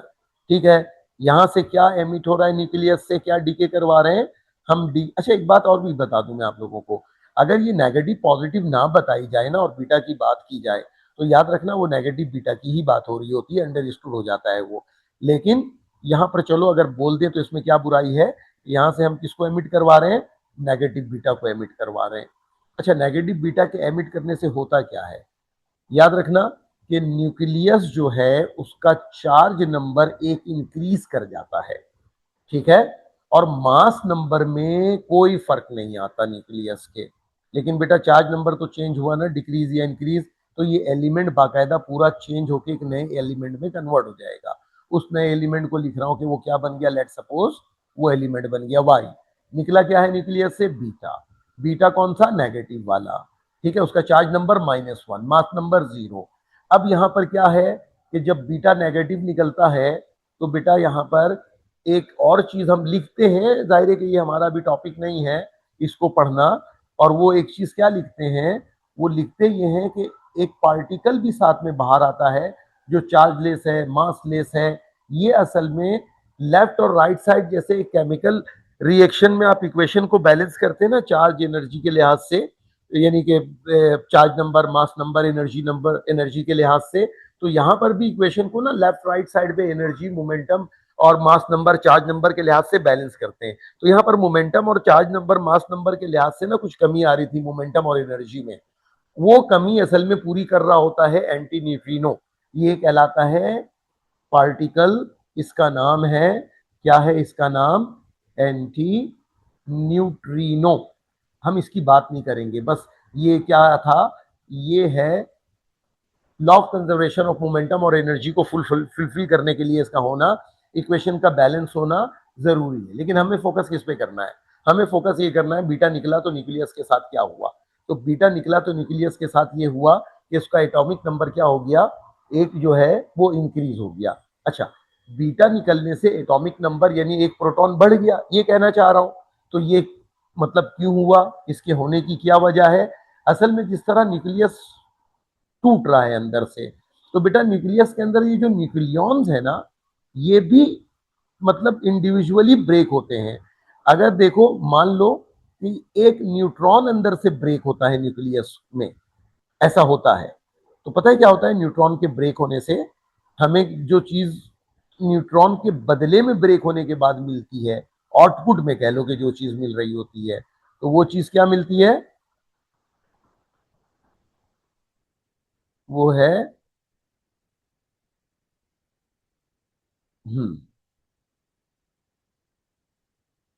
तो बेटा ये जो न्यूट्रॉन है ये ब्रेक हुआ, न्यूट्रॉन के ब्रेक होने से हमें एक तो मिलता है प्रोटॉन, प्रोटॉन को हम इस तरह लिख सकते हैं ना, मास नंबर और चार्ज नंबर। और दूसरी चीज हमें मिलता है बेटा मेरा एक इलेक्ट्रॉन, यानी कि बीटा। इलेक्ट्रॉन का मतलब बीटा, ठीक है। अच्छा, प्रोटॉन का मास नंबर और इसका मास नंबर 0। और यहीं पर law of conservation of momentum को फुलफिल करने के लिए हमें क्या मिल रहा होता है? एक पार्टिकल जिसको हम कहते हैं एंटी न्यूट्रिनो। ये बन गया रीजन कि क्यों। अच्छा, ये जो आपको क्या मिला इलेक्ट्रॉन, ये होता है बेटा मेरा फास्ट मूविंग इलेक्ट्रॉन, और ये न्यूक्लियस से कहां आ जाता है? बाहर। अच्छा, बीटा के मुतालिक एक बात और भी याद रखिएगा कि बीटा जो है वो इलेक्ट्रॉन के बराबर तो है, लेकिन बेटा मेरा इसका मास बड़ा वेरी कर रहा होता है। आम इलेक्ट्रॉन से थोड़ा सा ये फर्क है कि मास इसलिए कि ना ये मतलब ये फास्ट मूविंग होता है, और आपको पता है कि रिलेटिविस्टिक मास चेंज होता रहता है। हाँ, ये रेस्ट पे आ जाए तो इसका मास बिल्कुल किसके बराबर होगा? इलेक्ट्रॉन के बराबर होगा। लेकिन अगर ये फास्ट मूविंग इलेक्ट्रॉन बना हुआ है, तो फास्ट मूविंग इलेक्ट्रॉन का मतलब इसके मास को फिर डिफाइन करना या इसके मास को बताना थोड़ा सा मुश्किल हो जाता है। तो उसको क्या कहते हैं कि वो अनडिफाइंड है मास, वो रिलेटिविस्टिक मास होता है। बस ये एक थोड़ा सा डिफरेंस आप बीटा में जो इलेक्ट्रॉन वाला मतलब बीटा वाला इलेक्ट्रॉन है उसमें और एक न्यूक्लियस वाले इलेक्ट्रॉन में थोड़ा सा डिफ्रेंशिएट कर सकते हैं। बाकी ऐसा सच कोई फर्क नहीं है। हाँ, वो भी अगर रिलेटिविस्टिक वेलोसिटी से मूव करे, बहुत सारी जगहों पे करता है, ठीक है ना इलेक्ट्रॉन, तो फिर ये डिफ्रेंशिएशन भी क्या हो जाती है, बात खत्म हो जाती है। अच्छा, यहां पर क्या हो जाता है देखो, गौर करो, एक न्यूट्रॉन तो न्यूक्लियस में हो गया कम, क्योंकि वो तो हो गया खत्म, वो तो टूट गया, ठीक है ना। लेकिन बेटा उसके बदले में जो इलेक्ट्रॉन बना और इसके बदले में जो प्रोटॉन बना, इलेक्ट्रॉन तो न्यूक्लियस से चला गया बाहर, ठीक है ना, और वही है बीटा, वही है बीटा एमिशन। लेकिन बेटा न्यूक्लियस में क्या हो गया, एक प्रोटॉन पहले से ज्यादा हो गया, एक प्रोटॉन बढ़ गया। तो टोटल नंबर ऑफ प्रोटॉन पहले से एक ज्यादा हुआ या नहीं? अब ज्यादा हुआ तो बेटा मास नंबर इसका, चार्ज नंबर इसका इंक्रीज कर गया।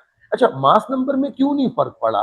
बेटा अगर एक न्यूट्रॉन कम हुआ है तो गौर करो, तो एक प्रोटॉन क्या हो गया, बढ़ गया, तो टोटल नंबर ऑफ न्यूक्लियॉन पे कोई फर्क नहीं पड़ा। हाँ, एक बात कह सकते हैं कि जहां पर जरूरत पड़ जाती है इसकी, तो ये बात कह सकते हैं कि भाई न्यूट्रॉन और प्रोटॉन का जो एक रेशो है, ये किसी काम के लिए अगर कभी कैलकुलेट करना पड़ जाए तो हम कहते हैं कि यार न्यूट्रॉन और प्रोटॉन का रेशो यहाँ पर क्या हो जाता है, ये हो जाता है डिक्रीज। क्यों डिक्रीज हो जाता है? क्योंकि नंबर ऑफ न्यूट्रॉन कम हो गए, है ना, और प्रोटॉन बढ़ गया, नोमेरेटर कम डिनोमिनेटर बढ़ गया, तो ये रेशो क्या हो जाता है, ये हो जाता है डिक्रीज। तो ये है नेगेटिव बीटा। नेगेटिव बीटा ये डीके की कहानी। पॉजिटिव बीटा में क्या होता है, यानी पॉजिटिव इलेक्ट्रॉन होता है। पॉजिटिव इलेक्ट्रॉन का मतलब क्या है, वो सिंपल यानी पॉजिट्रॉन है। तो positive beta decay, positive beta decay, ठीक है ना। अब अगर किसी न्यूक्लियस से, लेट सपोज ये एक जर्नल न्यूक्लियस है, ठीक है, ये इसका Z, ये इसका A, और यहां से अगर पॉजिटिव बीटा डीके करता है, तो पॉजिटिव बीटा डीके करने से क्या होगा भाई, ठीक है, ये हो जाएगा पॉजिट्रॉन। इसको आप फिलहाल तो मैं ऐसे लिखता हूं, ठीक है, पॉजिटिव बीटा का मतलब पॉजिट्रॉन। अच्छा, यहाँ पे जो पार्टिकल निकलता है बेटा वो है न्यूट्रिनो। बस वही है कि law of conservation of momentum को फुलफिल करने के लिए एटॉमिक नंबर में क्या चेंज आता है, चार्ज नंबर में, प्रोटॉन नंबर में क्या चेंज आता है बेटा, एक कम हो जाता है, ठीक है ना। और मास नंबर में क्या चेंज आता है, मास नंबर में कोई चेंज नहीं आता। अभी इसके लिए भी रीजन बता दूंगा, लेकिन प्रोटॉन नंबर चेंज हो गया ना तो बेटा ये न्यूक्लियस क्या हो जाएगा, चेंज हो जाएगा। तो ये बीटा के डीके होने की कहानी है। अच्छा, इसमें होता क्या है, जैसे न्यूट्रॉन ब्रेक होता है ना न्यूक्लियस के अंदर, तो बेटा ऐसे ही न्यूक्लियस में जो प्रोटॉन होता है वो प्रोटॉन भी ब्रेक होता है, स्प्लिट करता है। लेकिन जब प्रोटॉन ब्रेक होता है तो होता क्या है कि बनता एक न्यूट्रॉन है और प्लस एक positive beta positive electron positron बनता है, ठीक है ना। न्यूट्रॉन का charge number 0, mass number 1, positive beta का +1 चार्ज नंबर, मास नंबर 0। और यहाँ पर law of conservation of momentum को फुलफिल करने के लिए ये पार्टिकल बनता है जिसको हम क्या बोलते हैं, जिसको हम बोलते हैं न्यूट्रिनो। वहां पर मैंने एंटी न्यूट्रिनो लिखा था, ये जो बनता है ये बनता है न्यूट्रिनो, तो याद रखना।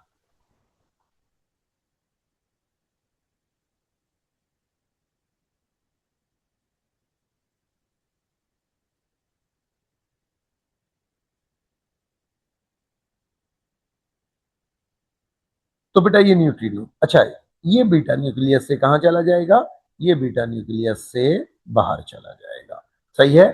अच्छा, अब गौर करो क्या हुआ, हुआ ये कि एक प्रोटॉन तो बेटा हो गया डिक्रीज, लेकिन न्यूक्लियस में एक न्यूट्रॉन हो गया इंक्रीज।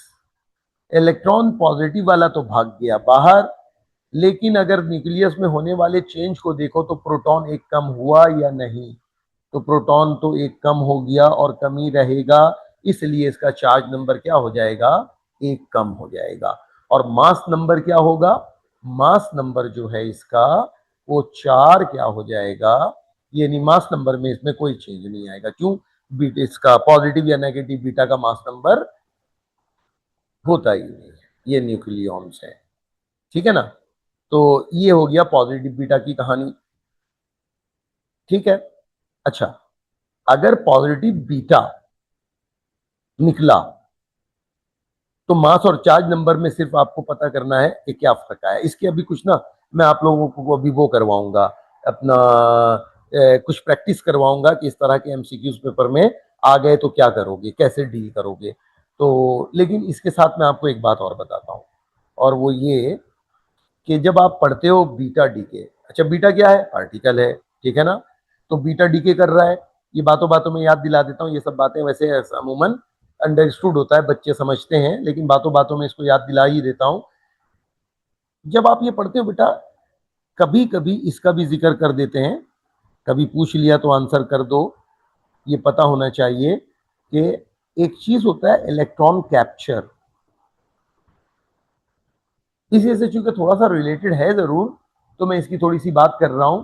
देखो, ये मैं उन न्यूक्लियस की बात कर रहा हूँ, न्यूक्लियाई की बात कर रहा हूँ जो रेडियो एक्टिव एलिमेंट के न्यूक्लियाई हैं, हेवी न्यूक्लियाई हैं, जिसमें बहुत ज्यादा प्रोटॉन है, ठीक है ना, यानी कि बहुत हेवी पॉजिटिव चार्ज है।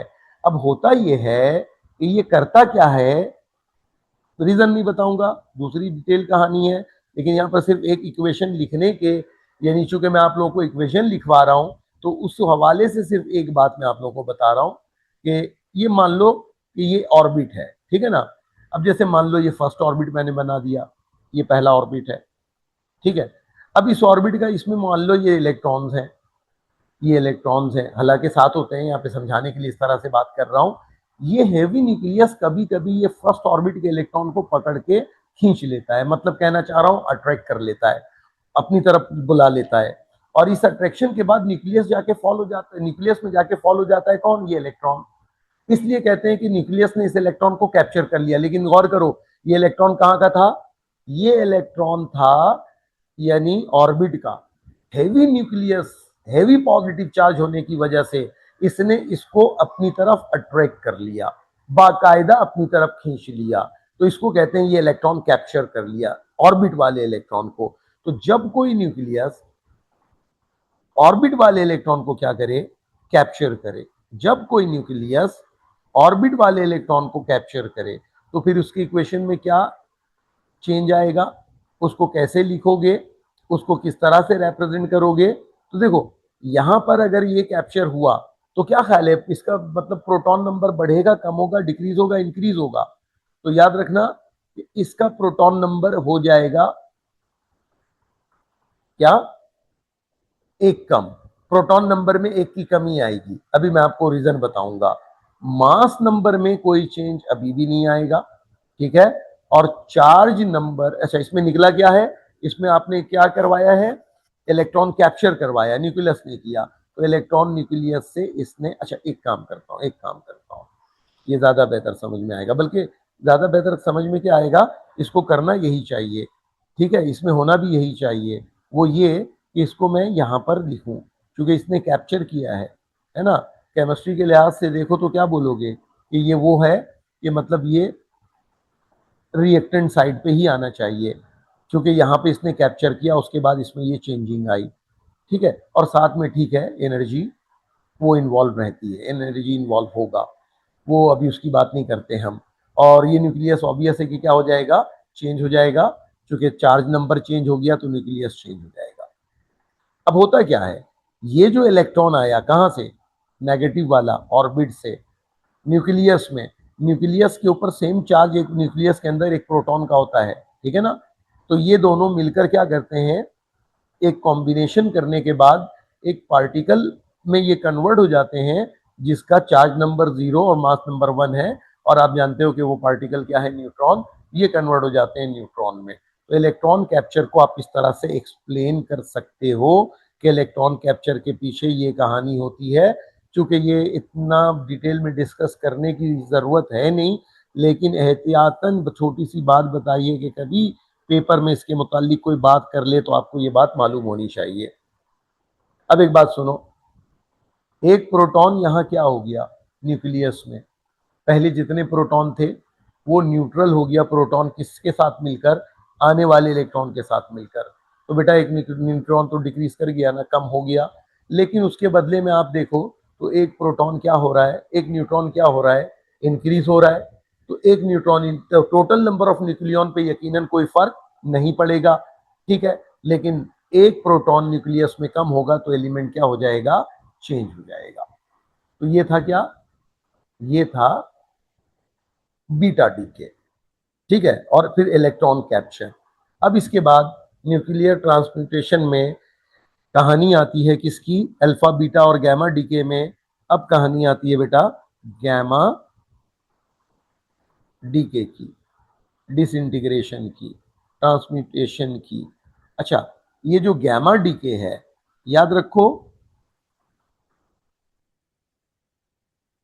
गैमा सिर्फ क्या होता है कि एक अनस्टेबल न्यूक्लियस अपने आप को स्टेबल करने के लिए कुछ रेडिएशंस करती हैं। तो ये रेडिएशन है, ये पार्टिकल नहीं है, radiation in the form of electromagnetic wave है।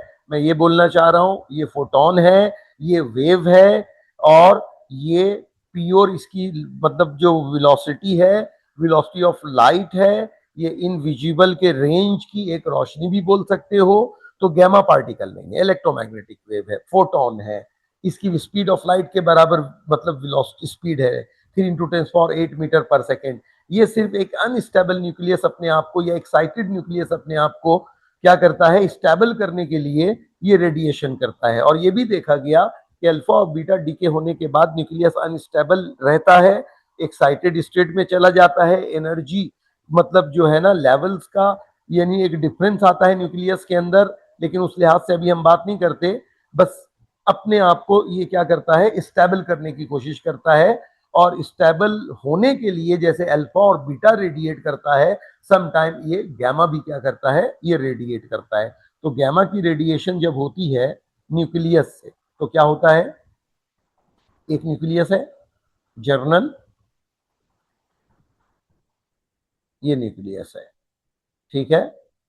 गैमा चूंकि बता चुका हूं एक रेडिएशन है, एक इलेक्ट्रोमैग्नेटिक वेव है, एक फोटोन है, एक लाइट है, एक एनर्जी है, मासलेस होगा, चार्जलेस होगा, ठीक है ना।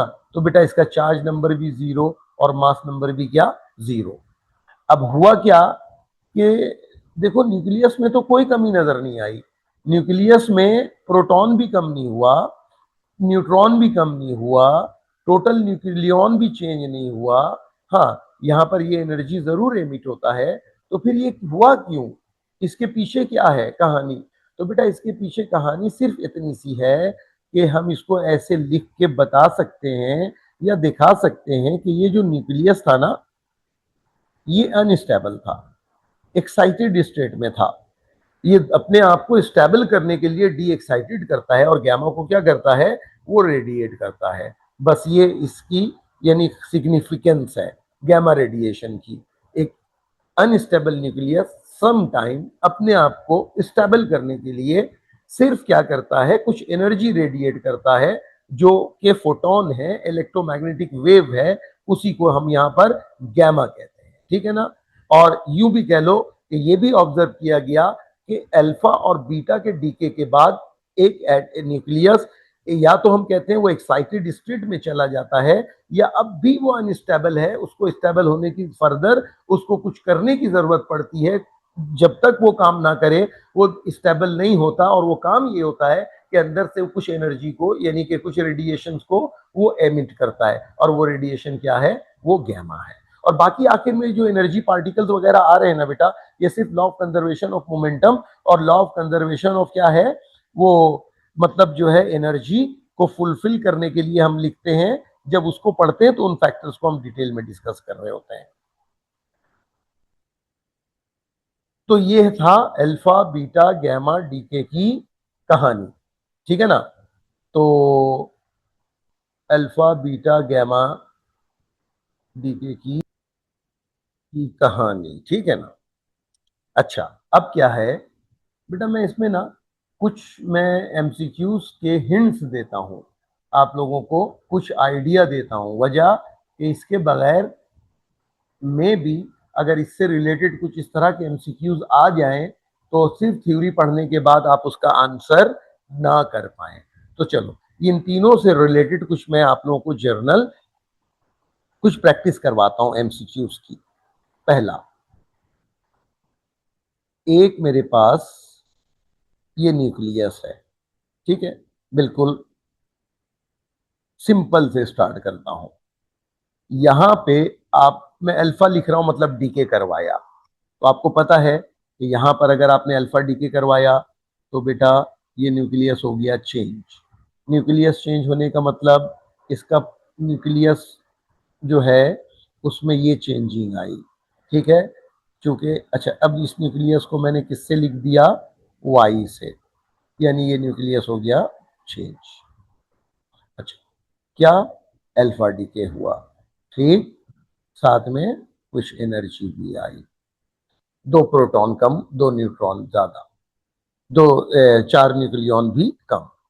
अच्छा, अब सोचो अगर कोई आपसे ये कहता, क्या कहता कि यहां से इस न्यूक्लियस से आप क्या करो, दो अल्फा को आप क्या करो, डीके करवाओ, या दो अल्फा के डीके होने की बात करो। तो बेटा एक सिंपल सी बात है कि दो अल्फा के डीके होने की कैसे बात करोगे, एक अल्फा से कितना चार्ज नंबर कम होता है, दो, दो अल्फा से कितना हो जाएगा, चार। तो अब जो नया एलिमेंट बनेगा उसका चार्ज नंबर हो जाएगा बेटा मेरा Z-4। एक अल्फा के डीके करने से क्या होता है, चार न्यूक्लियॉन कम होते हैं, दो से कितने कम हो जाएंगे, आठ। तो बेटा मेरा अब जो न्यूक्लियॉन नंबर बनेगा वो क्या बनेगा, वो बनेगा A-8, है ना। अब ये नया एक न्यूक्लियस आ गया, लेट सपोज इस न्यूक्लियस को मैं क्या कह देता हूं कि ये न्यूक्लियस जो नया आया, दिस न्यूक्लियस इज Y, ठीक है। लेकिन हुआ क्या है, हुआ ये है कि यहां पर आपने दो अल्फा को डीके करवाया, मैं इसको यहां पर हीलियम से लिख दे रहा हूं, और साथ में एनर्जी एमिट हुआ। तो यहां पर ये वाली बात आप लोगों को समझनी है कि number of alpha beta gamma के डीके होने से न्यूक्लियस के मास नंबर और चार्ज नंबर में किस तरह से चेंजिंग आ रही होती है, कि ये आपको समझना होता है ना। अब इसमें कुछ इस तरह के क्वेश्चन भी आपको दे देते हैं, जैसे फॉर एग्जाम्पल आपसे क्या कहता है भाई, आपसे ये कहता है कि ये एक न्यूक्लियस है, ठीक। अब एक बात बताओ कि इस न्यूक्लियस से आप क्या इमिट करवाते हैं, मैं यहां पे लिखूंगा, आप लोगों को इसको फॉलो करना है,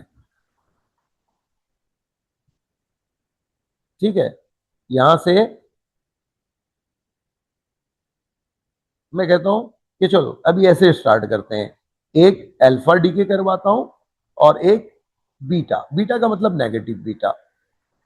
यहां पर समझ जाओ कि एक अल्फा डीके हुआ है, सही, और एक नेगेटिव बीटा, यानी कि वहां पर मैंने नेगेटिव बीटा लिखा, यहां पर चलो ऐसे लिख देता हूं, -1 और 0।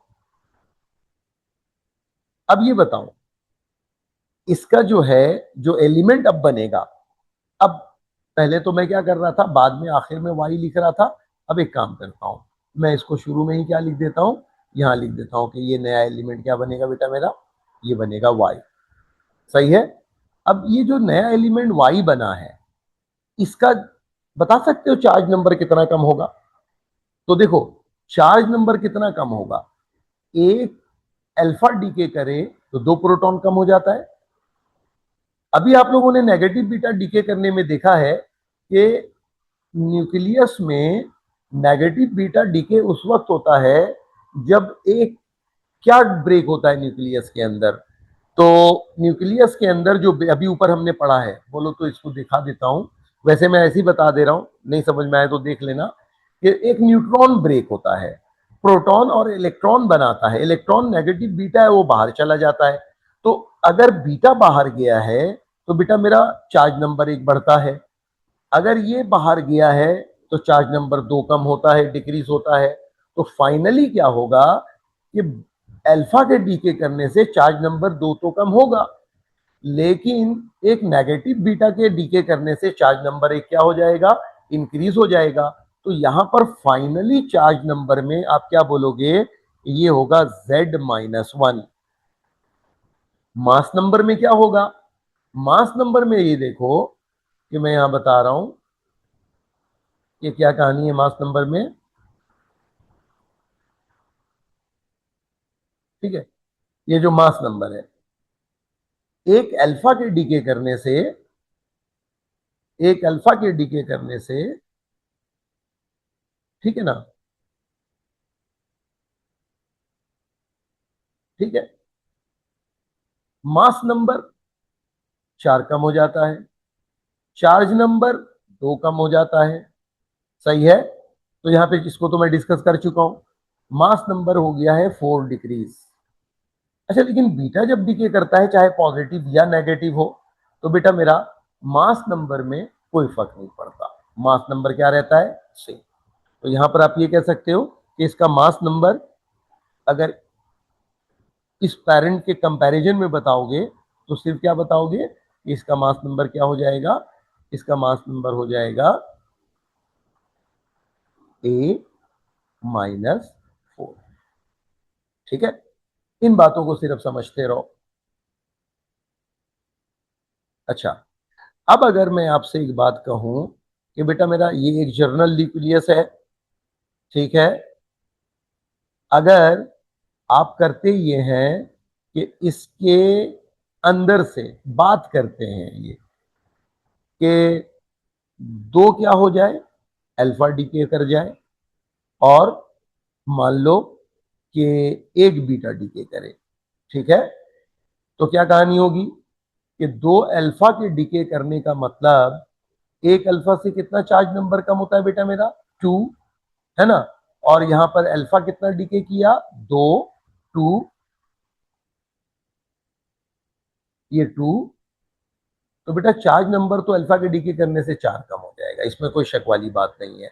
लेकिन एक कौन डीके कर रहा है, बीटा, बीटा अंडरस्टूड है, जब तक साइन ना बताया जाए तो नेगेटिव होता है, ये नेगेटिव, इससे चार्ज नंबर क्या होता है बेटा मेरा, 1 इंक्रीज हो जाता है, सही है। तो अब ओवरऑल देखो, 1 से चार्ज नंबर में 4 की कमी और 1 से चार्ज नंबर में 1 का इजाफा। तो ओवरऑल क्या होगा कि जो नया न्यूक्लियस बनेगा उसका जो चार्ज नंबर होगा वो Z माइनस क्या हो जाएगा, वो हो जाएगा 3। सही है। और मास नंबर में बेटा कोई, यानी दो बीटा के निकलने से कितने का डिफरेंस आना चाहिए, 8 का, वही रहेगा। और ये नया न्यूक्लियस इस चार्ज और किसका बन जाएगा, मास नंबर का बन जाएगा। बाकी वो एनर्जी वगैरह की कहानी अपनी जगह चलती रहेगी, उसको हम यहाँ पे इतना ज्यादा डिस्कस नहीं करेंगे। अब एक एग्जाम्पल देखो, इसमें एक खास बात भी है जो मैं अब एग्जाम्पल देने जा रहा हूँ, वो पहले बता दे रहा हूँ कि उसमें एक खास बात है। ये एक न्यूक्लियस है Z, सही है। और ये इसका क्या है भाई, चार्ज नंबर, मास नंबर, ये दोनों लिख के दिया। यहाँ के हम करते ये हैं कि न्यूक्लियस से एक अल्फा को और एक बीटा को, यानी नेगेटिव बीटा को डीके करवाते हैं। आपको पता है कि जब एक अल्फा को डीके करवाओगे और फिर एक बीटा को डीके करवाओगे, तो अल्फा के डीके होने से चार्ज नंबर में कितने की कमी आएगी, 2। अब ऐसा करो कि बीटा 2 डीके करवा दो। तो बीटा अगर 2 डीके करवाओगे तो एक बीटा के डीके करने से चार्ज नंबर होता था +1, है ना, रीजन पहले पढ़ चुके हैं। और ये हो जाएगा +2, ठीक है। तो चार्ज नंबर +2, तो फाइनल जो चार्ज है यानी कि 2 बीटा से Z+2, तो फाइनल क्या हुआ, अल्फा के डीके होने से होता है -2 और 2 बीटा से हो गया +2। तो बेटा ये चार्ज नंबर में चेंज कोई नहीं आया, चार्ज नंबर वही रहेगा जो पहले था। इसको थोड़ा गौर से देखना, गौर से समझना, ठीक है ना। अपनी तरफ से भी प्रैक्टिस करके देखना, चार्ज नंबर में कोई कमी नहीं आई, है ना। लेकिन मास नंबर चूंकि एक अल्फा निकला है, तो मास नंबर तो ये चेंज हो जाएगा, हो जाएगा।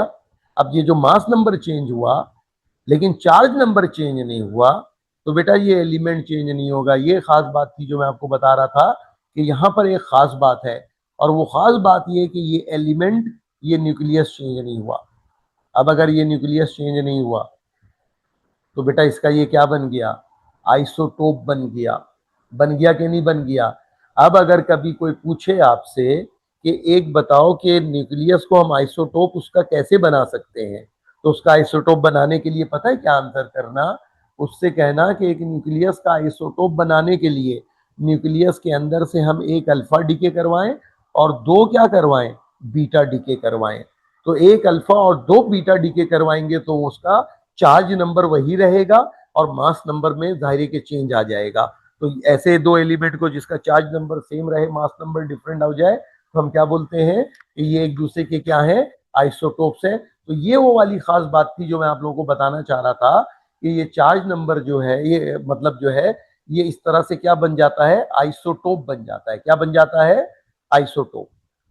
अच्छा, अब आप बोलेंगे कि सर अभी तक आप सिर्फ नेगेटिव बीटा के डीके करने की बात कर रहे हैं, कभी ऐसा हो कि पॉजिटिव बीटा डीके करे, ठीक है, तो चलो वो भी देख लेते हैं। पॉजिटिव बीटा के डीके करने से याद करो चार्ज नंबर -1 कम होता है अगर पॉजिटिव बीटा को डीके करना है। पॉजिटिव में बताना जरूरी है, नेगेटिव अंडरस्टूड हम समझते हैं।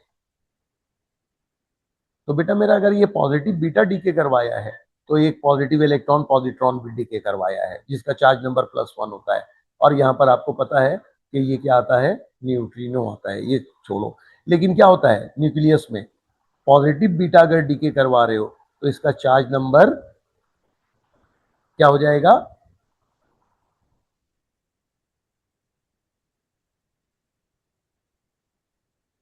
-1 हो जाएगा, ठीक है ना। और मास नंबर में अब भी कोई फर्क नहीं आएगा और ये एलिमेंट चेंज हो जाएगा। अब ये बात तो हो गई, पहले भी हम कर चुके, ठीक है ना। बात ये है कि ये जो पॉजिटिव बीटा है यानी पॉजिटिव इलेक्ट्रॉन है, अब नंबर ऑफ पॉजिटिव इलेक्ट्रॉन को आप 2 पॉजिटिव बीटा यानी कि डीके होने की बात करें, तो बेटा मेरा अगर 2 पॉजिटिव बीटा डीके होगा, रीजन वगैरह हम पहले देख चुके हैं कि पॉजिटिव बीटा जब डीके होता है तो प्रोटॉन ब्रेक होता है न्यूट्रॉन में और पॉजिटिव इलेक्ट्रॉन में, और पॉजिटिव इलेक्ट्रॉन क्या हो, कहाँ चला जाता है, न्यूक्लियस से बाहर चला जाता है। वो तो चलो ये बात हमने पहले पढ़ी हुई है, लेकिन मैं रिकॉल करवा रहा हूँ तो कि याद आ जाए। तो अब एक बात बताओ कि अगर 2 पॉजिटिव बीटा न्यूक्लियस से डीके करे, तो बेटा एक से मास नंबर चार्ज नंबर में कितने का डिफरेंस आता है? -1 का। इसमें कितने का डिफरेंस आ जाएगा? -2 का। ठीक है। अब अगर यहां पर मैं ऐसे लिखूं जेड ए, इस तरह के एमसीक्यूज आएंगे ना, तो आपको थोड़ा सा आइडिया हो जाएगा किस तरह से काम करना है। मैं यहां पर अगर ये लिखूं, एक बात बताओ, ये हो गया z माइनस मतलब 4, और यहां पर a, तो पहली बात बताओ कि क्या डिके हुआ होगा?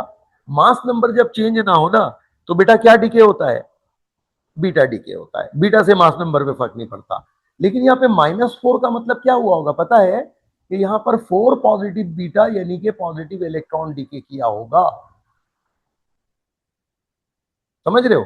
अगर मान लो कि कहीं पर ये लिखा है कि भाई न्यूक्लियस में चार्ज नंबर +3 हो गया है, लेकिन देखना कि मास नंबर में फर्क नहीं आया, तो याद रखना कि मास नंबर चेंज ना होने की वजह बीटा का डीके है। बीटा के डीके होने से मास नंबर में कोई फर्क नहीं पड़ता। लेकिन देखो कि मास नंबर इंक्रीज कब होता है? Z+1। तो जब आप जानते हो कि ये नेगेटिव बीटा डीके करता है, नेगेटिव बीटा का मतलब क्या होता है?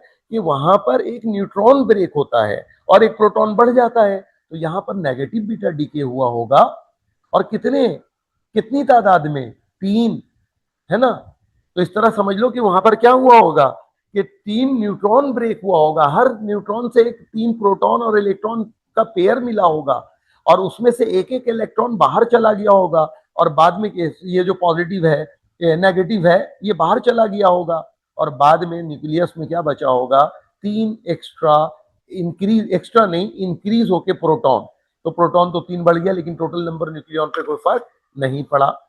अब इसमें से बहुत हो गया ये, लेकिन एक छोटी सी बात, अगर इस तरह से, अच्छा एक बात याद रखो, बीटा कोई भी डीके करता है ना, पॉजिटिव और नेगेटिव, तो याद रखना ये डॉटर और पेरेंट जो न्यूक्लियाई हैं, ये दोनों एक दूसरे के क्या बनते हैं? ये दोनों बनते हैं आइसोबार्स। क्यों कह रहा हूं ये दोनों आइसोबार्स बनते हैं? बेटा मास नंबर में कोई फर्क नहीं आ रहा, इसलिए ये दोनों क्या बन गए? आइसोबार्स। अच्छा, वहां पर अगर कोई, मैं बता चुका हूं कि आप एटलीस्ट अगर क्या करना हो, आपको किसी एटम का आइसोटोप बनाना हो, तो एक अल्फा क्या करेंगे और 2 बीटा डीके करवाएंगे। ये भी हो सके तो क्या कर लेना, याद कर लेना। अब जैसे मिसाल के तौर पे ना बेटा, ये क्वेश्चन ऐसे आता है, क्या आता है कि यहां पर ऐसे लिख दिया, मान लो कि ये डॉटर एलिमेंट बन गया वाई, यहां पर लिख दिया क्या हो रहा है? जेड माइनस, और यहां पर कह रहा है कि भाई ए पे कोई फर्क नहीं पड़ रहा। एक बात बताओ, जेड माइनस के साथ यहां क्वेश्चन मार्क लगा दूं, है ना, और पूछूं कि यहां आएगा क्या? एक बात बताओ, जेड माइनस कब होता है? जब क्या होगा? न्यूक्लियस के अंदर से पॉजिटिव बीटा ब्रेक होगा। यहां पर मैंने लिख दिया कि 4 पॉजिटिव बीटा यानी कि पॉजिटिव इलेक्ट्रॉन डीके किया, ठीक है, और ये न्यूट्रॉनो आएगा यहां पर। ओके, अब ये बताओ कि ये क्या होगा? तो बेटा एक पॉजिटिव बीटा डीके करता है तो ये Z-1 होता है। अगर ये 4 डीके हुआ, तो अब बता देना कि यहां पर क्या आ जाएगा? Z-4 आ जाएगा। तो इस तरह मतलब बहुत सारे क्वेश्चंस बन सकते हैं, बहुत सारे ऑप्शंस बन सकते हैं। ये जो है ना, अगर Z है और अगर ये A है, और यहाँ पर उसने इस तरह से लिख दिया कि भाई A तो चेंज नहीं हो रहा, तो एक बात बताओ कि ये Z प्लस के आगे क्वेश्चन मार्क लगा दे। अच्छा, अगर एटॉमिक मास नंबर चेंज नहीं हो रहा, तो एक बात तो तय है कि मास नंबर चेंज ना होने का मतलब क्या है? कि यहाँ पर बीटा ही डीके हुआ है। यहां अगर z के साथ +1 आ रहा है, तो बेटा नेगेटिव डीके हो रहा है। +2 आ रहा है, नेगेटिव एक से ज्यादा डीके हो रहा है, 2, 3, 4, तो यहां पर आप समझ लो कि नेगेटिव बीटा डीके हुआ होगा। और अगर उसने यहां पर ऐसे लिख दिया है कि वो जो नेगेटिव बीटा है, वो नंबर में कितने डीके हुए? 3, और इसमें न्यूट्रिनो आता है, तो आप समझ जाना कि यहाँ पर क्या आना चाहिए? आप समझ जाना कि यहाँ पर z प्लस क्या आना चाहिए? 3 आना चाहिए। बेटा इस तरह के बहुत सारे एग्जाम्पल्स हैं कि z के साथ अगर मिसाल के तौर पे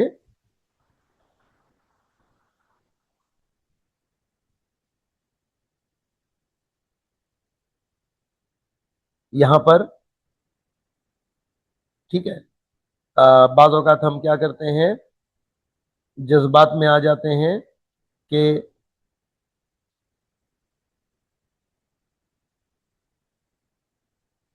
यहाँ पर अगर मान लो ऐसे आ जाए कि z-2 है, तो बेटा z-2 अल्फा डीके होने से भी हो सकता है और दो पॉजिटिव बीटा डीके होने से भी हो सकता है।